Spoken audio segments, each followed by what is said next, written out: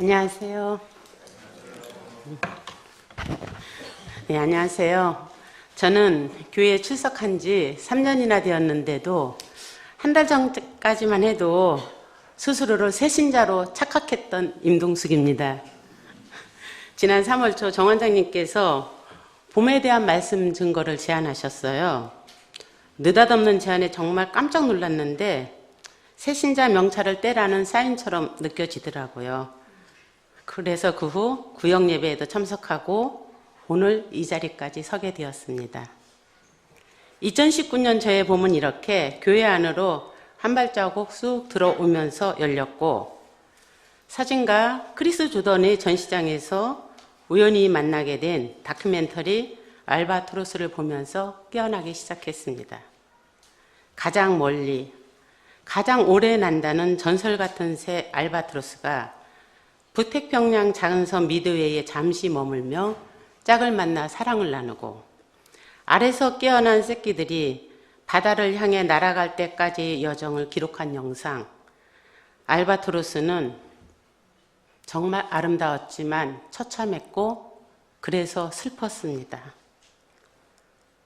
영혼과 영혼이 교감을 이룬 듯 땅바닥에 엎드린 채 그들의 삶을 기록하는 작가의 카메라를 바라보는 새들의 눈빛은 정말 처연했지요.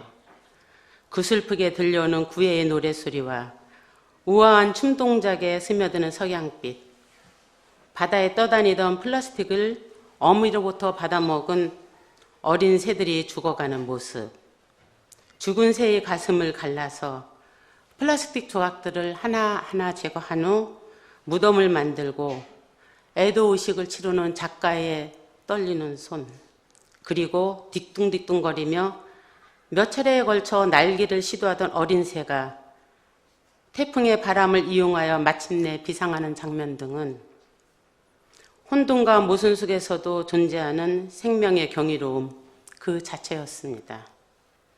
작가의 시선 따라 피어나는 풍경과 음악이 조화를 이루며 감동을 자아냈던 영화 속 장면들을 며칠이 지나도 쓰러지지 않더군요. 그리고 봄날의 아지랑이처럼 자꾸 한 단어가 떠올랐습니다. 사랑입니다. 영화에서는 새끼새가 안간힘을 쓰며 알을 깨고 나오는 장면을 롱타임으로 보여줍니다.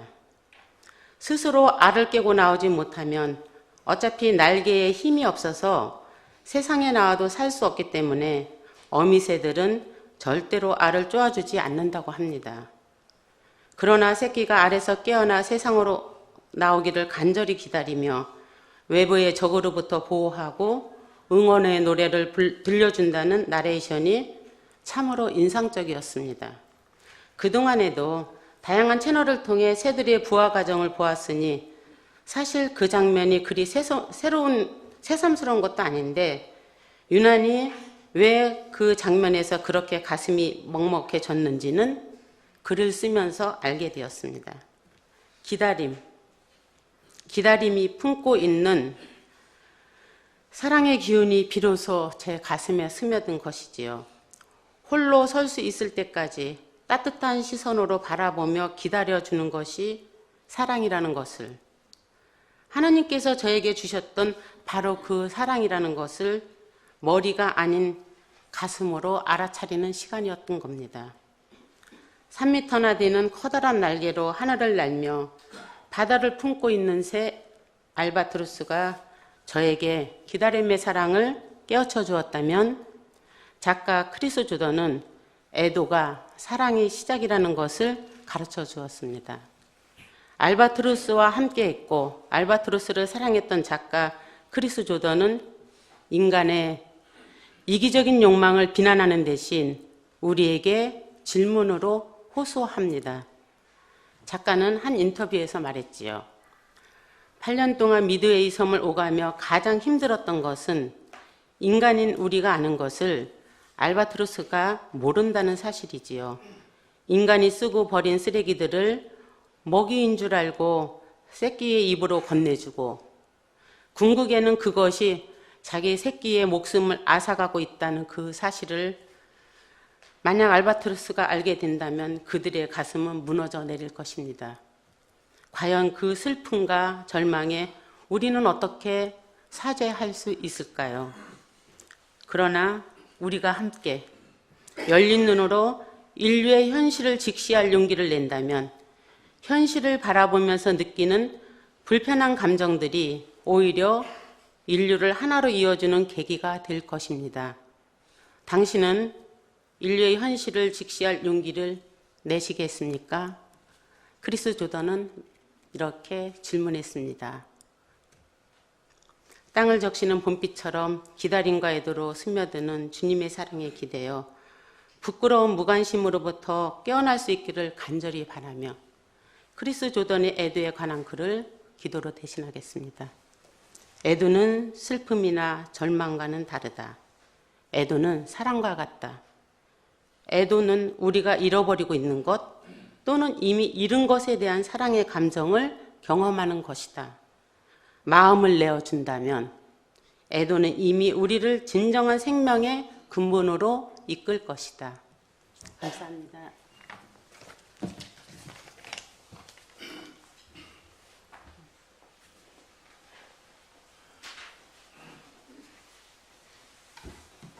오늘따라 성가 너무 좋습니다.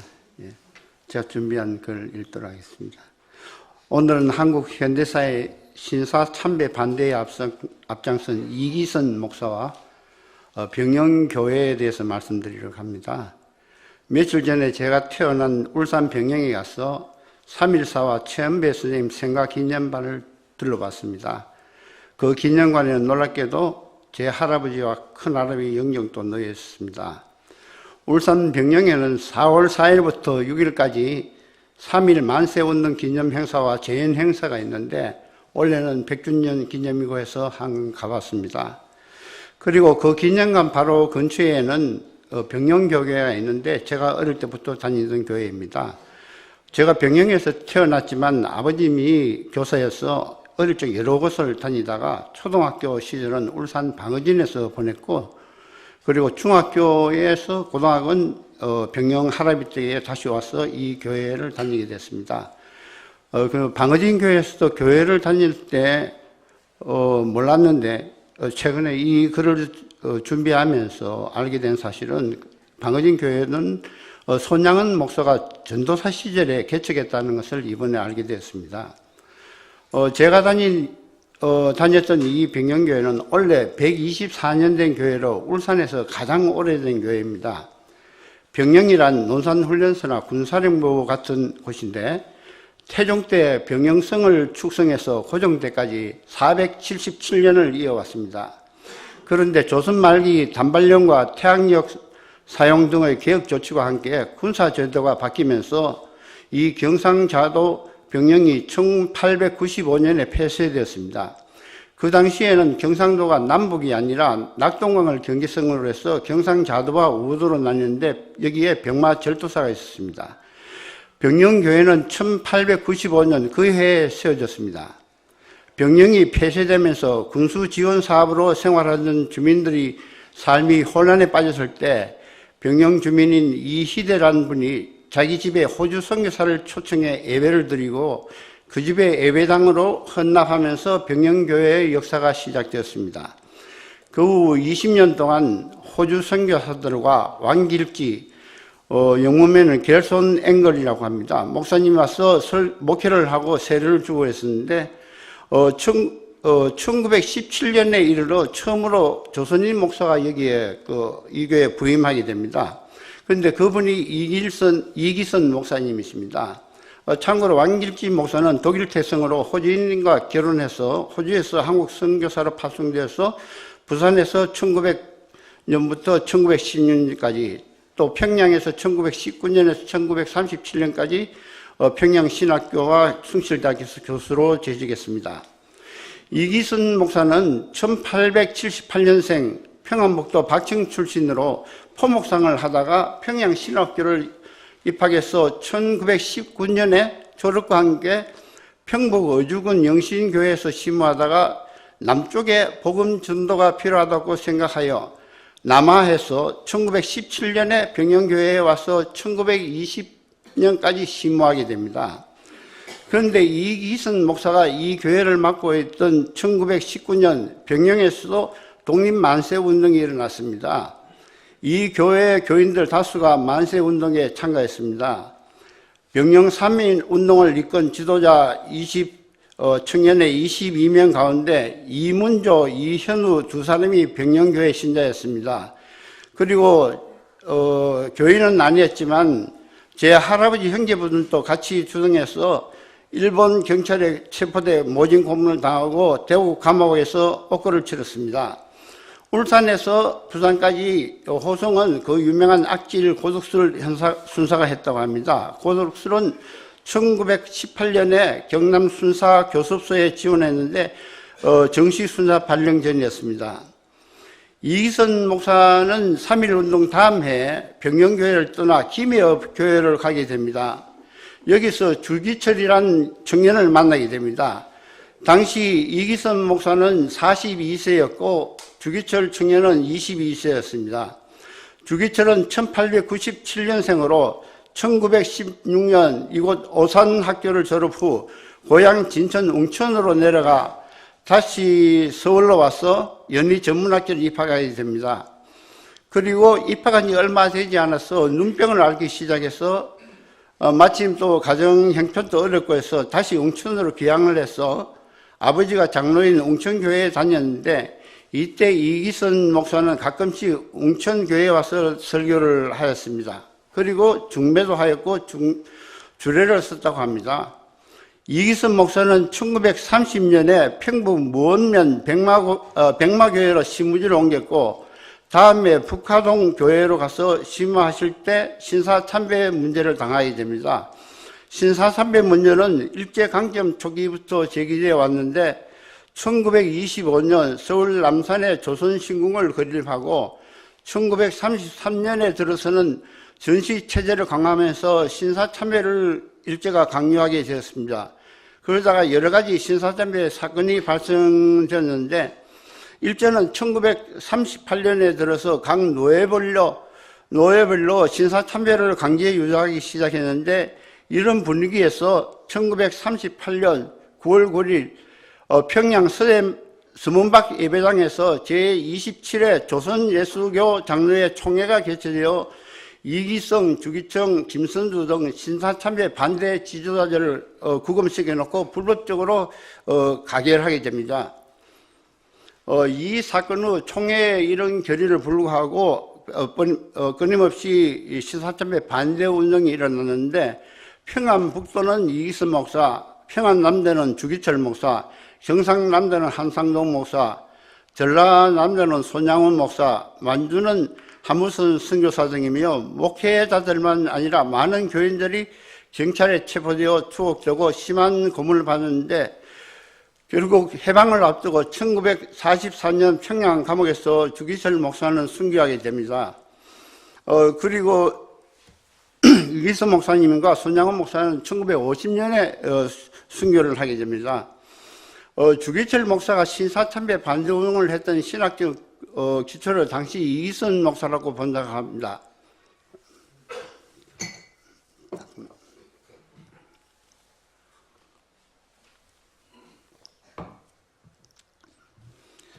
그리고 당시 이기선 목사로부터 성경을 배웠던 이들이 신사참배 반동에 적극 동참하게 되는데 주기철, 주남선, 최상림, 방계성, 지난번에 오신 그 박 목사님 아버님, 할아버지 되십니다. 이약신, 손양원, 정양순 등이라 합니다. 한국 현대사에는 이 외에도 많은 사건이 있습니다. 제주 4.3 세월의 아픔, 그리고 5.18가 6.25가 있습니다. 그리고 저에게는 5.16 구대차가 일어나서 바로 제 부친이 4.19 교원 노조 사건으로 투옥되고 3년 동안 해직 생활을 당해서 저에게는 참 힘들었던 시절이 있습니다. 또 보통 사람들은 겪어보지 못한 베트남 참전에 제가 1년 6개월 동안 생활도 했습니다. 물론 이제 전투부대는 아니고 후방에 있었지만 여러분 한국 현대사에서 보면 무엇일까요? 저도 알고 싶습니다.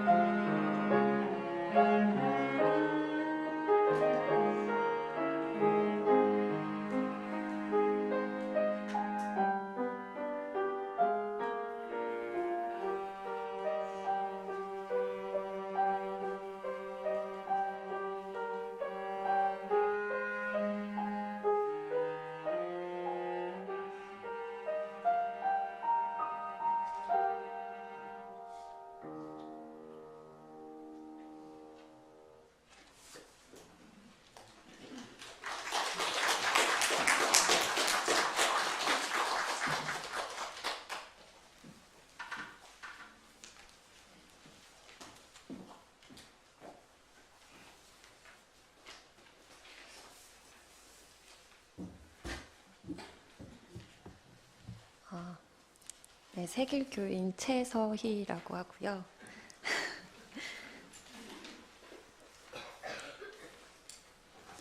네, 제가 봄이라는 말씀 증거 주제를 듣고 그 계절을 떠올렸을 때 요즘은 뭐 미세먼지나 뭐 이번 주는 고성 산불까지 있어서 마냥 좋은 계절만이 아닌 게 돼버렸는데요.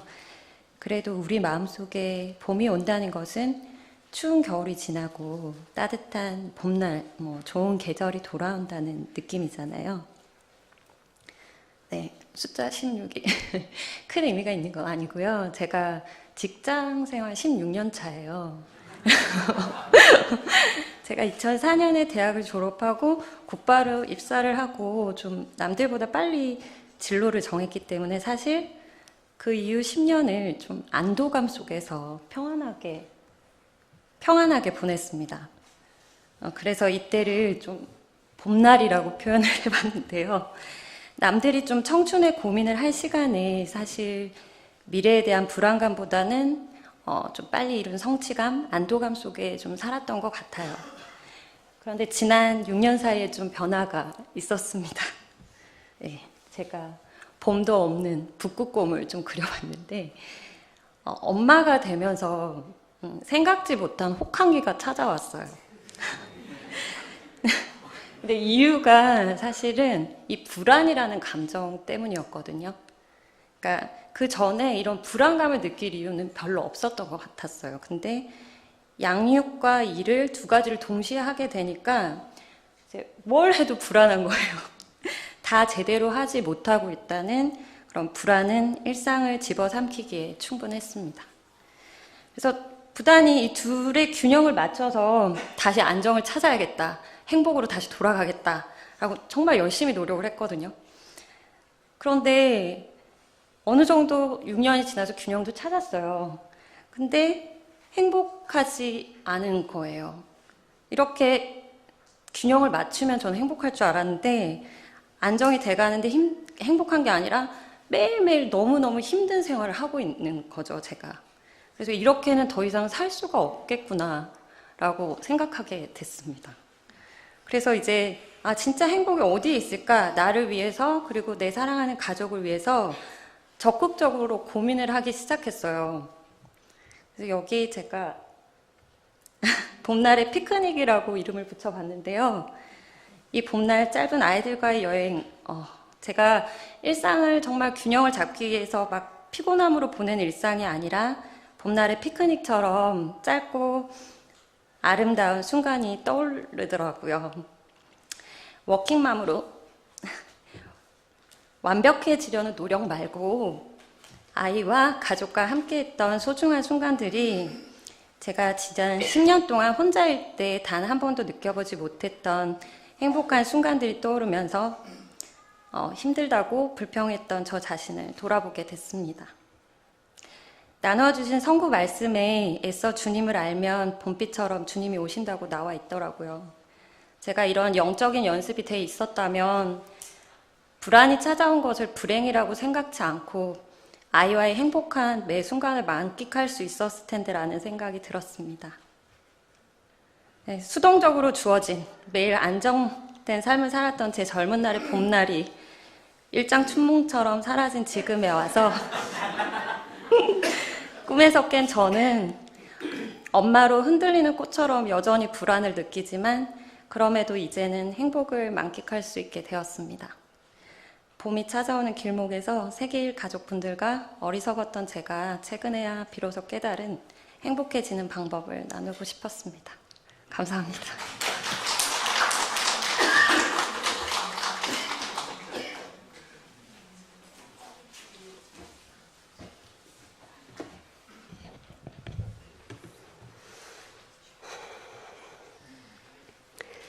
지난해 3월에 암 진단을 받았습니다. 피해갈 줄 알았던 항암 치료와 방사선 치료까지 받게 되면서 봄, 여름, 가을, 겨울을 투병인으로 살아가게 되었습니다. AC, 즉 에이디마이신과 사이클로포마이드라는 약을 투여하자 소문대로 머리카락, 속눈썹, 온몸에 털이 싹 다 빠졌고 나중에 탁셀이라는 약을 맞자 심한 근육통과 손발이 감각 이상이 발생하며 손톱, 발톱이 까맣게 변해가는 시기였습니다. 치료를 견디는 긴 과정은 자신의 생을 돌아보며 생활 환경과 태도, 패턴을 재정립하는 기회이기도 했습니다. 난감하기도 했지만 저는 진심으로 감사했습니다. 어리석고 나약한 내가 내 힘으로 바꾸지 못하자 하나님께서 아주 특단의 조처를 취하시는구나 싶었습니다. 항암 수련회라고나 할까요? 저는 제대로 살 준비와 제대로 죽을 준비가 다르지 않다는 것을 알게 되었습니다. 하지만 무리했던 구성안들을 버리고 분수에 맞게 견적을 다시 짜는 일이 현실적으로 그리 쉽지만은 않습니다.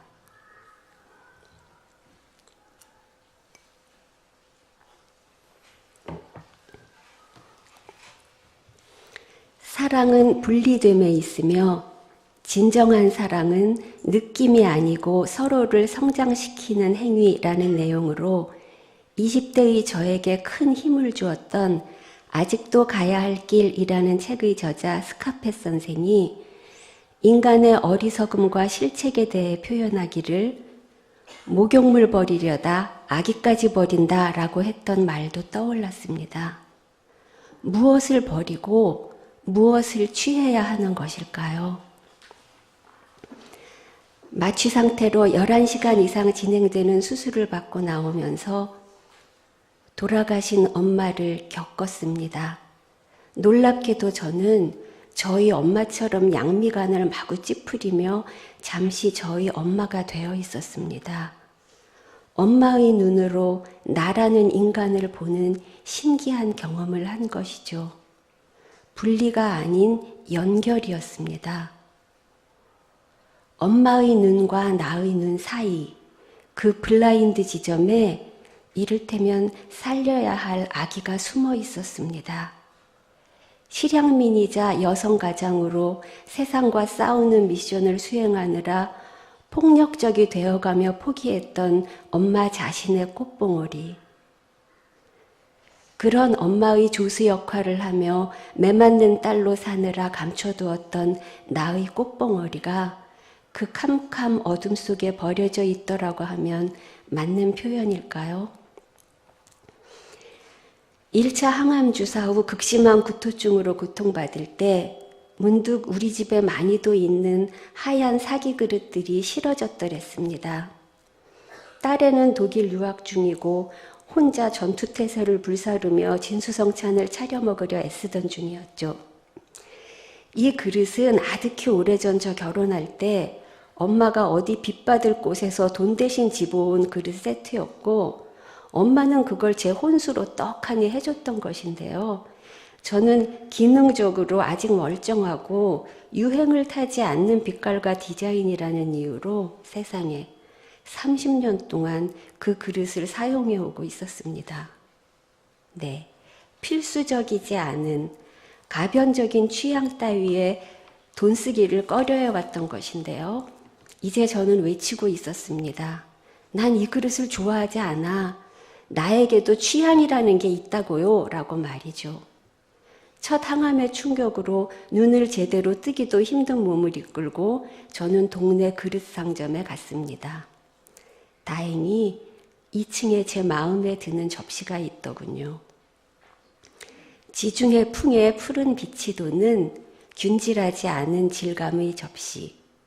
한 판매원이 매만지는 저를 보며 그 접시는 그 거뭇거뭇한 부분이 참 매력적이지요 하더군요.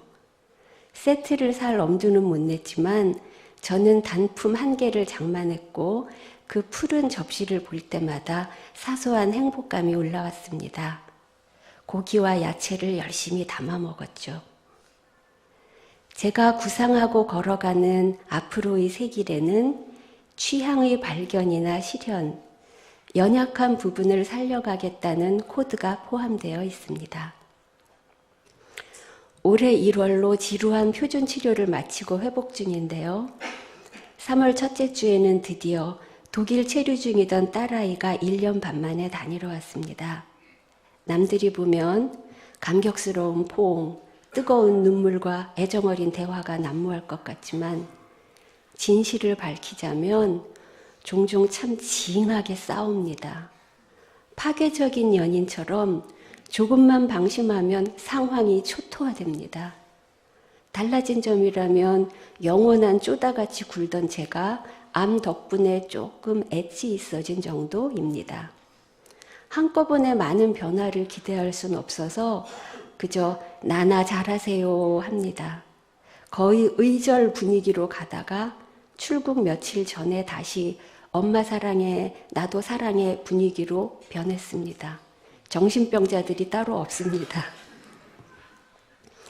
딸아이도 자신과 타인 사이, 어둠 속에 떨고 있는 꽃봉오리를 발견하는 순간이 있을 것입니다. 발칸반도 출신의 신학자 미로슬라브 몰프는 그의 저서 배제와 포옹에서 타자와의 관계는 섣부른 통합이나 단절이 아닌 정체성을 재조종하는 계기가 되어야 한다라고 말합니다. 이 신학자의 이 어려운 이야기를 저는 나의 정체성 안에 내가 지키는 나를 확실히 함과 동시에 타인을 껴안을 여유 공간을 둔다는 그림으로 이해했습니다. 그 포용의 공간으로 햇살이 비치고 주님이 주시는 신선한 공기가 들어올 것 같습니다. 기왕이면 이 봄에 우리들 사이의 가려진 꽃들이 시간의 향기를 누리며 가득 피어나기를 기도합니다. 아멘.